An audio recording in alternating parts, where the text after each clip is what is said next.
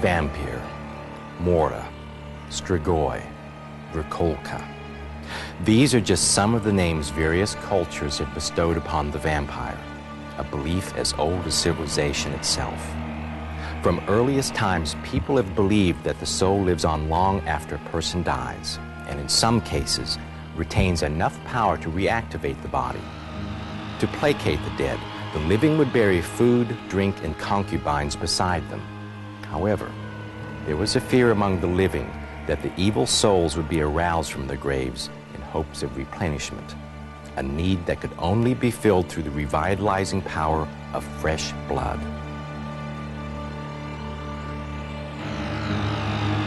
It was this fear that inspired ancient tales of vampire-like creatures. Among the earliest was the Babylonians' Adimu, a troubled soul that could not rest. The Adimu wandered the earth searching for victims whose veins it sucked. The ancient Hebrews feared a demon they called Lilitu. Legend held that Lilitu was the first wife of Adam, but was banished from the Garden of Eden after refusing to obey him. She became a demon who swept down to drink the blood of helpless infants and children. There are many such vampire-like creatures throughout early civilization. And of course, we're all familiar with the iconic vampires of Eastern Europe. However, what is so astounding about the vampire legend is that it transcends all cultures, all religions, and all regions of the world. Time has not dissipated the legend of the vampire. It has done the exact opposite. Today, the vampire is perhaps the most prolific and notorious figure throughout the world. This begs the question: if this legend has endured for so long and permeated so many cultures, can the stories of the vampire be real? Yes, ladies and gentlemen, the vampire lives. Well, it was about 1 or 2 in the afternoon, and I was out of cigarettes, so I thought I'd walk down to the store and get some. Well, my friend lived on this dirt road, which was about half a mile from the main road where the store was, so I had to walk. I'd only been walking about 5 minutes when this guy pulled up and asked if I needed a lift. He didn't look like a weirdo then. So I got in. As soon as I did, he locked all the doors and he started choking me. I must have passed out or something, because the next thing I knew, we were in this house. We weren't there very long before he started tearing my clothes off, and he raped me. It was awful.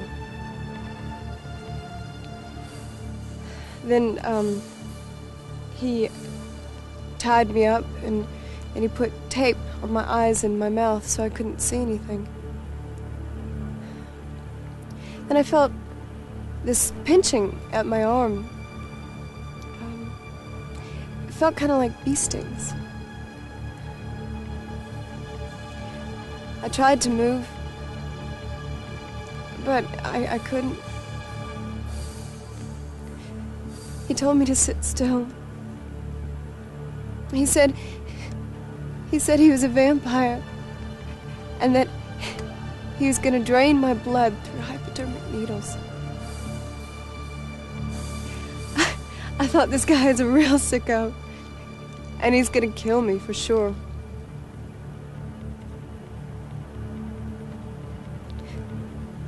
This went on for hours.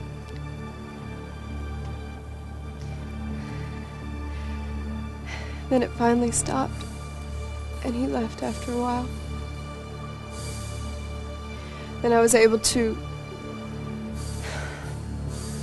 throw myself out of a window and crawl to a neighbor's house for help. It was unbelievable what this man did to me. After 22 hours of sheer terror, the naked and dazed woman hobbled down a dirt road until she flagged down a car for help.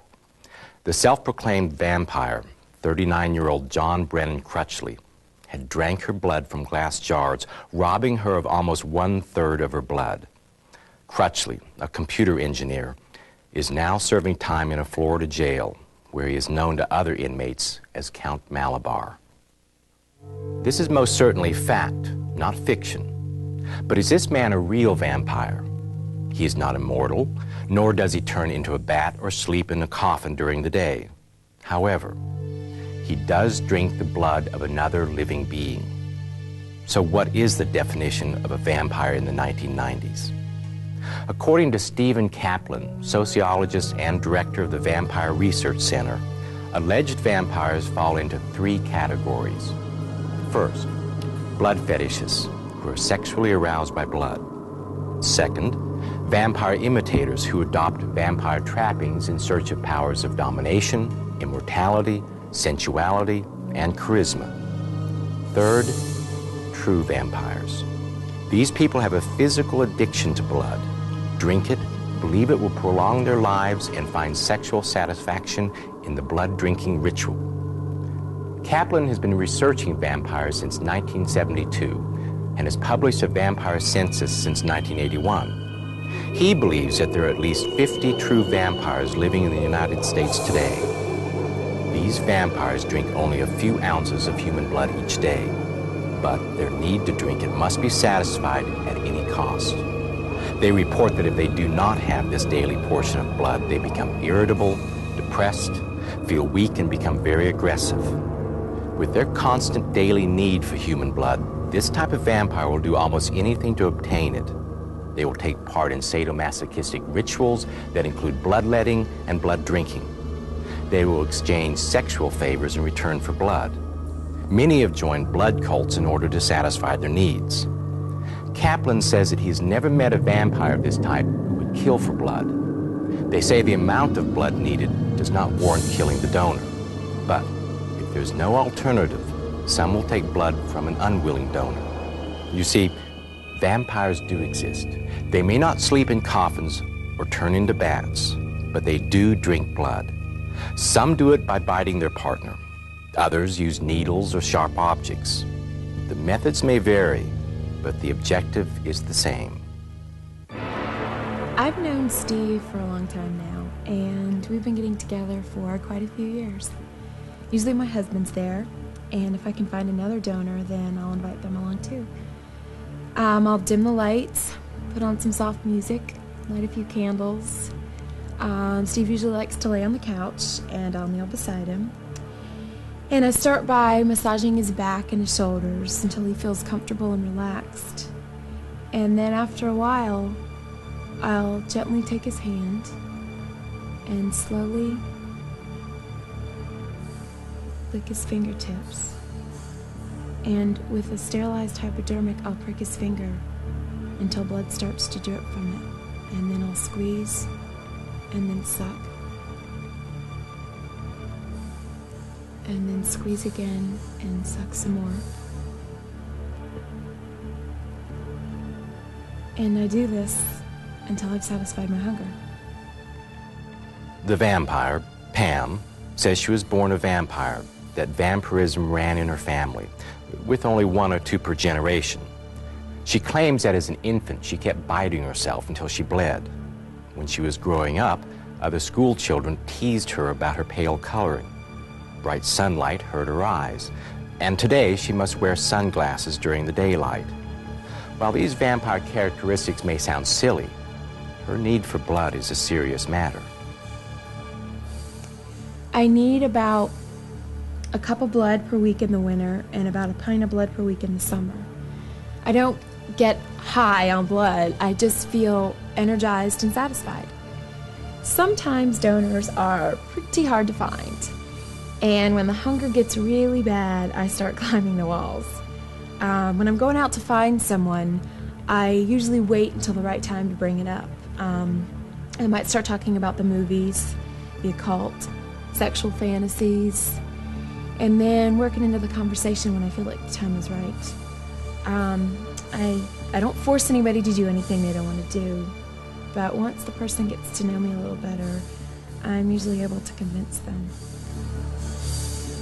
Many of these vampires typically trade sex for blood and look for donors that are willing to be bitten, cut, or pricked while in the throes of lovemaking. One such vampire claims her technique doesn't even hurt. To me, vampirism and sex are kind of like peanut butter and jelly. They're so good together. You just want to eat it up. I guess I've been exchanging blood for sex for 10 years now. I really rather enjoy it. And so do my partners. You see, I take blood in a very pleasurable, not painful way. And I always take it from a part of the body that doesn't show, so it doesn't show any marks.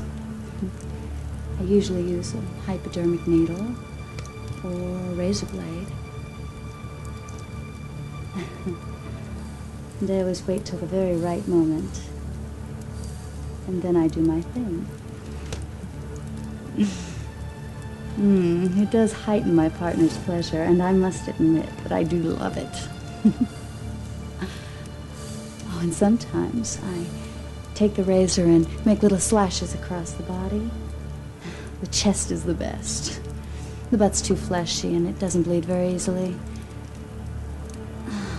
But when the blood begins to ooze, I slowly, gently start to lick it up until it stops bleeding. It's a sensation that's kind of hard to explain.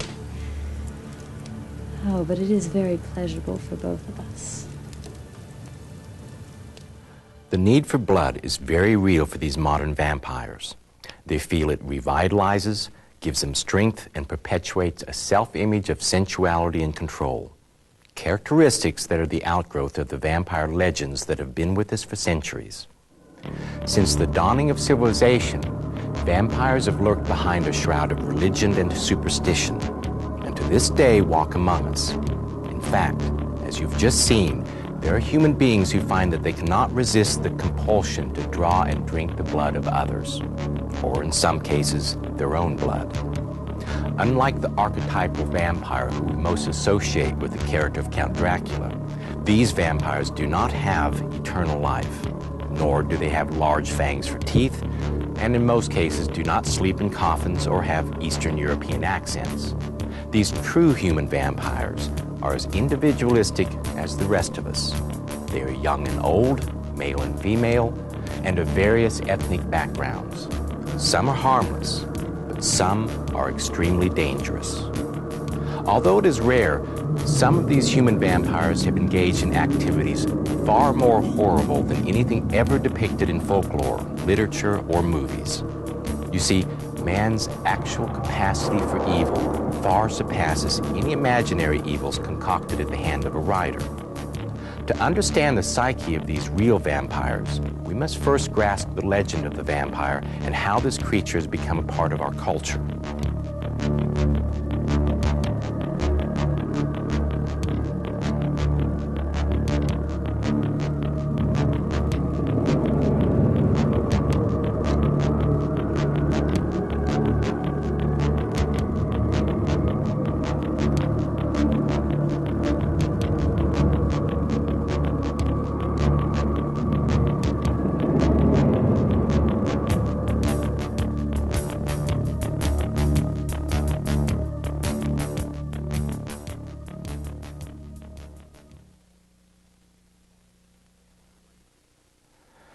Vampire-like creatures have been documented through carvings, drawings, and other artifacts well before the time of Christ. Ironically, with the advent of Christianity, vampirism and the belief of the undead rising from the grave seemed to grow stronger. Christian writers mixed ancient pagan myths with church doctrine about purgatory. These writings tell of excommunicated people leaving their graves because their souls could not find peace. But perhaps one of the strongest underlying links to the mystique of the vampire was the church's teachings regarding the regenerative power of blood. These teachings stem from the familiar words of the Old Testament and the gathering of Jesus' disciples at the Last Supper. Take this, all of you, and drink from it. For this is the cup of my blood, the blood of the new and everlasting covenant. Do this in memory of me. These sacred acts were emulated through the transubstantiation of Christ's body and blood, which were consumed by worshipers at Mass. This act reinforced the widely held belief in the regenerative power of blood. As Christianity spread throughout Europe, tales of vampire attacks became more frequent. In 1486, a church-sanctioned book called The Witch Hammer described approved procedures for identifying and punishing vampires. They were to be disinterred and decapitated. The religious fervor of the mass population probably only aided the spread of vampire tales. Without the knowledge of modern science and medicine, these people felt that the forces of good and evil were the causes of all things.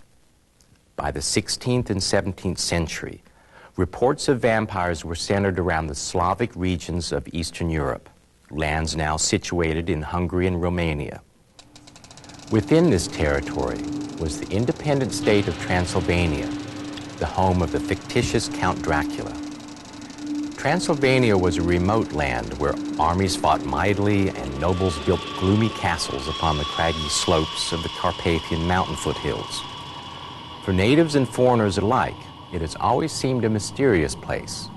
The heavily forested country was at the time inhabited by superstitious peasants who eked out a hard living from the soil and relied on their religion and superstitions for guidance. A character in Bram Stoker's Dracula explained some of the reasons for the richness of the area's folklore. In the population of Transylvania, there are 4 distinct nationalities. Saxons in the south and mixed with them Romanians, who are descendants of Dacians, Magyars in the west, and Zikels in the west and north. I read that every known superstition in the world is gathered in the horseshoe of the Carpathians, as if it were the center of some sort of imaginative whirlpool. This remote, mystical land also faced very hard times. The possibility of famine, flood, drought, or plagues was a constant worry. And when they did occur, the peasants often blamed evil supernatural forces, usually vampires. The plagues of the 16th century amplified the belief of vampires, and many prominent officials directly attributed plagues to vampires. Many believed that vampires brought with them an awful stench that heralded the coming of a plague. During these plague-ridden years, terrified people buried the stricken immediately after they died. Sometimes in their haste, they buried people before they had died, when they were in coma-like state. Occasionally, these unfortunate victims would awaken in their graves or in the morgue, and bystanders would shriek in horror as they witnessed what they thought was the birth of a vampire. Folklore identifies a vampire as an individual who has risen from the grave in search of fresh blood to prolong the life of its evil spirit. These are basically the same vampire characteristics we know today. However, there are definite differences between the vampire folklore and the vampire of classic fiction. Also known as revenants, the folkloric vampire usually visited its victim in the form of a dream or nightmare where it sucked the lifeblood from its victim. The revenant might also be seen wandering the town, day or night, causing disturbances and panic among the residents. Unlike the tall, elegant, Dracula-esque figure we all know, the revenant was described as a peasant with a face ruddy and swollen, long fingernails, and a general unpleasant appearance.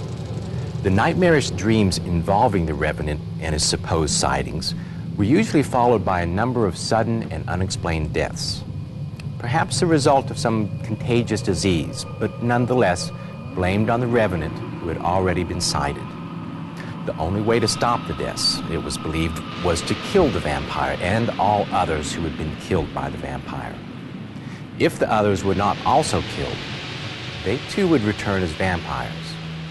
This belief that vampirism may increase by geometric proportions if the vampire was not disposed of correctly, was used to explain the epidemics of the plague. For the people of this era, it was vampirism that was contagious, not the plague. By the 18th century, vampirism was becoming a popular subject, and its truths were debated among many scholars and writers. In 1732, the word vampire first appeared in the Oxford English Dictionary, and 14 books were published on the subject in Germany alone.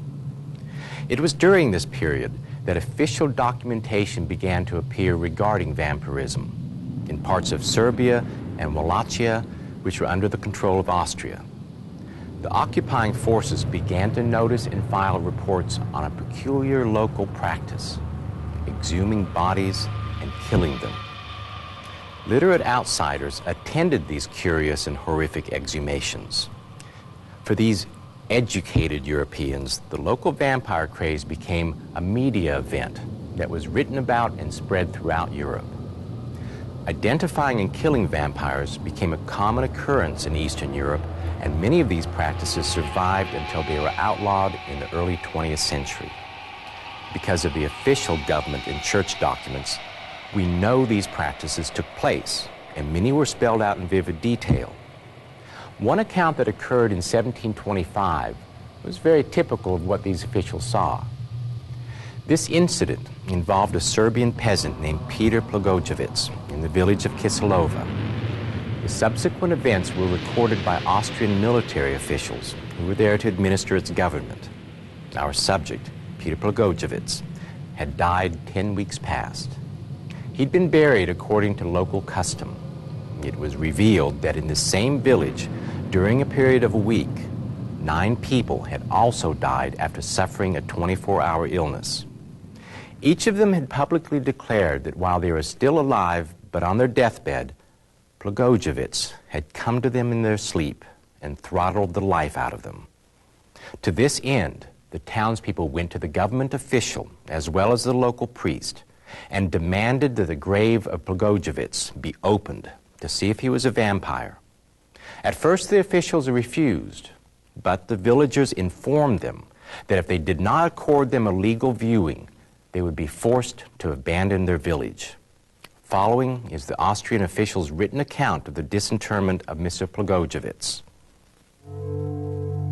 Since I could not hold these people from their resolution, myself and the local priest witnessed the disinterment of the body. I did not detect the slightest odor that is otherwise characteristic of the dead, and the body, except for the nose which had fallen away, was completely fresh. The hair and beard, even the nails of which the old ones had fallen away, had grown on him. The old skin, which was somewhat whitish, had peeled away, and a new one had emerged from it. Not without astonishment, I saw fresh blood in his mouth, which, according to the common observation, he had sucked from the people killed by him. With great speed, the outraged subject sharpened a stake and pierced his chest, whereupon, as he was pierced, much blood, completely fresh, flowed from his nose, ears, and mouth, as well as other signs which I passed by out of high respect. Finally, according to their usual practice, he was burned to ashes. Appearance, identification, and killing of a vampire became a by-the-book task. The primary signs were, of course, the sightings of the revenant, followed by the sudden deaths of various townfolk. Once the accused vampire was disinterred, there were numerous telltale signs: the freshness of the body, blood around the mouth, plumpness of the body, which was assumed to be caused by drinking too much blood. The vampire was killed by driving a stake through the heart and then burned. In some regions, the bodies were also decapitated or the heart cut out. It was also assumed that those who were killed by the vampire also became vampires, so those bodies were treated in a similar manner. In the minds of the people of this era, it was vampirism that was contagious, not the bacteria and viruses that caused these plagues. Of course, in their day, they did not have the knowledge of modern medicine, and vampirism seemed like a more plausible cause.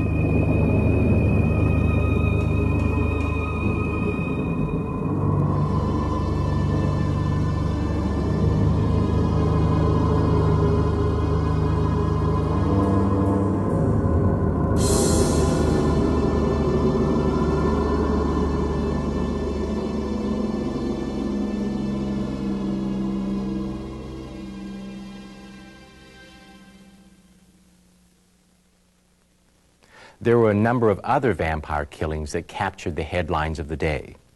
One such incident in 1732 involved a former military officer named Arnold Payol.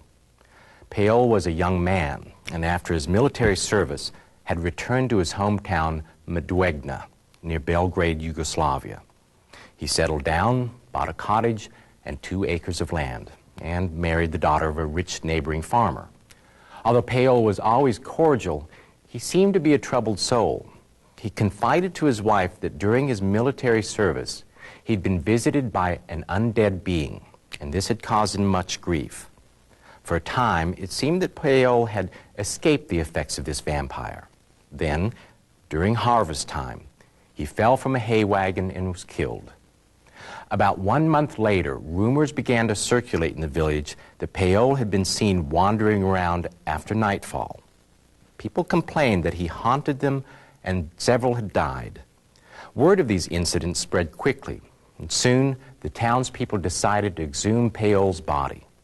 The event stirred official interest, so that the party was accompanied by an Austrian Imperial Committee of Inquiry, 3 army surgeons, a lieutenant colonel, and a sub-lieutenant.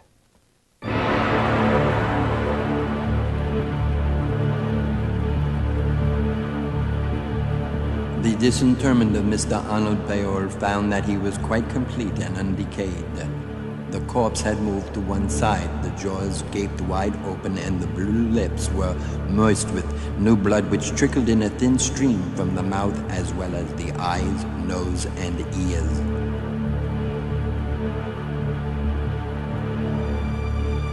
The shirt, the covering, and the coffin were completely bloody.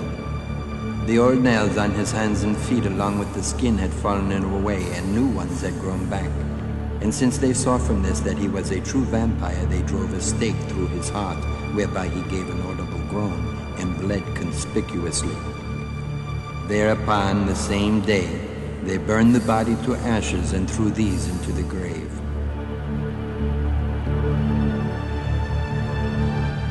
These people said further that all those who were tormented and killed by the vampires must themselves become vampires. Therefore, they disinterred the 4 people in the same way.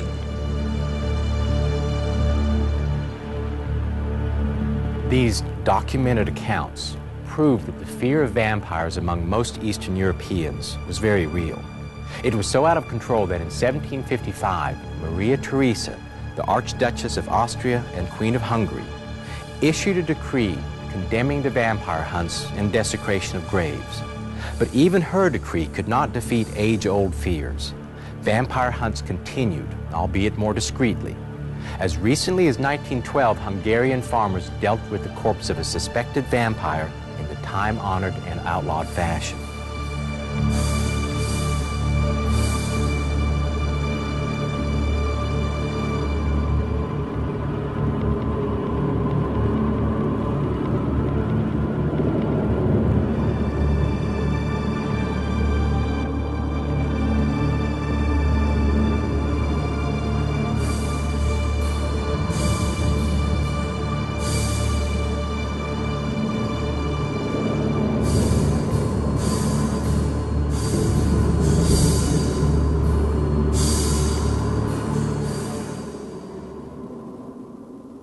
The fear and hysteria was undeniable. But were these vampires for real? We'll probably never know for sure. There is no doubt, however, that a misunderstanding of death and disease combined with uncontrollable superstitions made the vampire more believable. Among the cultures of this day, death was contagious, and it was meaningful and deliberate. Death's patterns were based on values and vendettas, not plague-ridden rats. To these people, death came from the dead, who through jealousy or anger sought to bring the living into their realm. To prevent this, the living attempted to neutralize the power of the dead. As you have heard, they did this through very specific means. This whole phenomenon is hard for us to believe, but had we lived during a time where superstition far overshadowed medicine and plagues suddenly appeared and disappeared, we too might have believed in evil forces rising from the grave. The beliefs and practices these people concocted to protect themselves were just the beginning of a vampire mystique that has become a permanent part of our culture.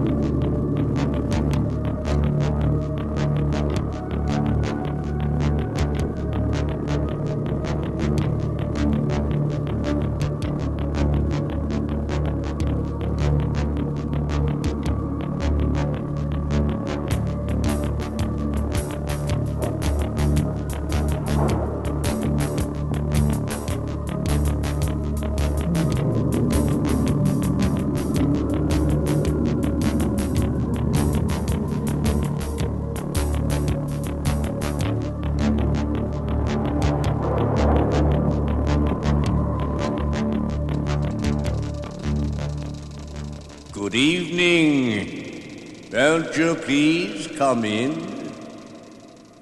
These inviting but positively sinister words have lured us all into a world of sensuality, lust, and power.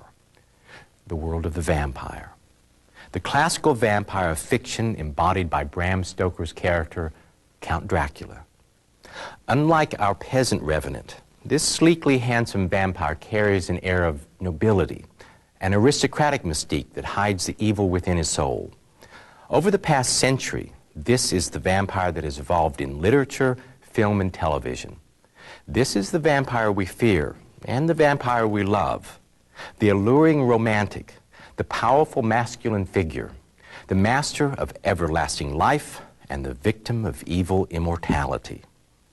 In sharp contrast to our revenant of peasant heritage, this well-bred vampire evokes passion and sexuality. We find that most of his subordinates are women, and his attacks usually have a pronounced sexual component.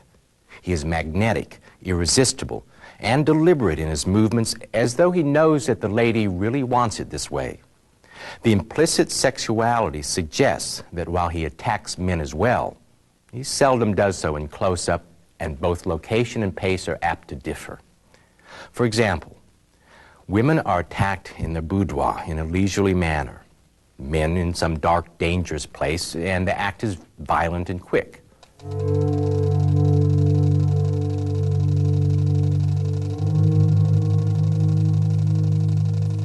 Through literature and later films, the modern vampire has grown and evolved as a character. He has become more than a demon. He has become a complex character, more fitting of a mortal human. He has become one of us.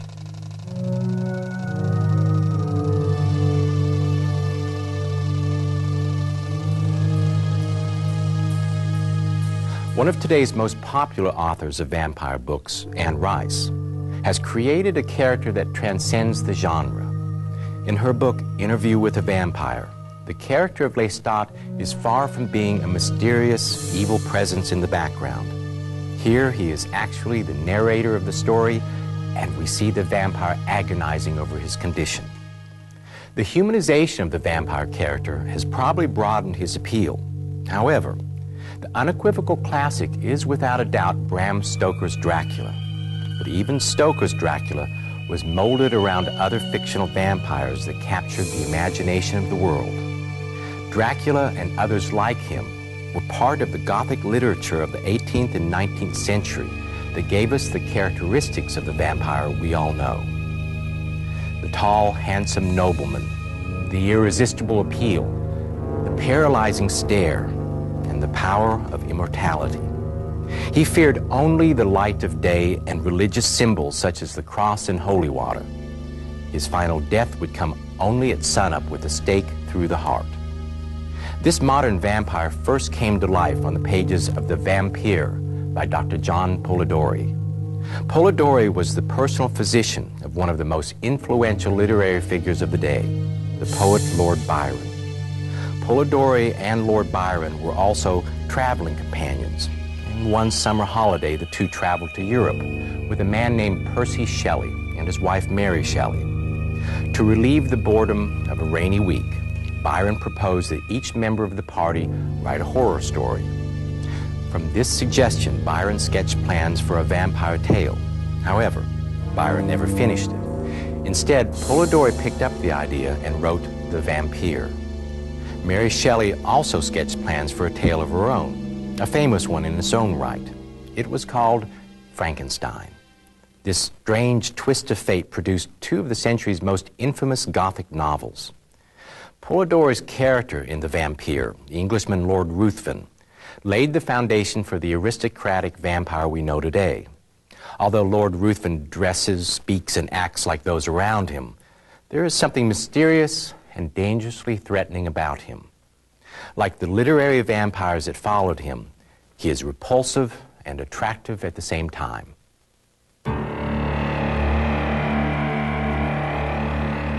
In spite of the deadly hue of his face, which never gained a warmer tint, either from the blush of modesty or from the strong emotion of passion, though its form and outline were beautiful, many of the female hunters after notoriety attempted to win his attention. The characteristics of Polidori's vampire, his sexuality, appearance, and psychological manipulation, became the trademarks of the vampire's mystique. During the Victorian era, other vampire books were written. Varney the Vampire, The Feast of Blood, took a sensationalistic approach to the subject and was the first to capture the attention of the masses. Published in installments, the covers combined horror with lurid sex and coined the term penny dreadful novel, kind of a soft porn novel for the 1800s. This 868-page tale firmly planted the staples of vampire lore in the minds of enthusiastic readers. Readers were primed for more, and the stage was set for Bram Stoker's Dracula. First published in 1897, the novel was instantly popular and has never been out of print. Stoker, an Irishman, cleverly focused the vampire legend and set it firmly in Transylvania. He incorporated the characteristics of past fictional vampires and added a few of his own. Stoker was the first to create a vampire that was able to transform into a bat. Once again, repressed Victorian readers latched onto the overtly sensual overtones in Stoker's book. The mesmerizing stare, the fatal seduction. The power of Count Dracula defined an entire genre, but his evil power paled in comparison to the real Count Dracula.